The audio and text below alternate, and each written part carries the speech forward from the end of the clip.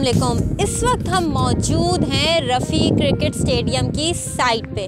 जैसे कि आप मेरे पीछे देख रहे होंगे कि स्टेडियम का काम तेज़ी से जारी है। बहुत हाई चांसेस हैं कि दिसंबर तक इस स्टेडियम के काम को 50% मुकम्मल कर दिया जाएगा। स्टेडियम के मुकम्मल होने के बाद हम स्पोर्ट्स सिटी प्रीसेंट की प्रॉपर्टीज़ में एक वाज़ इंक्रीज़ देखेंगे।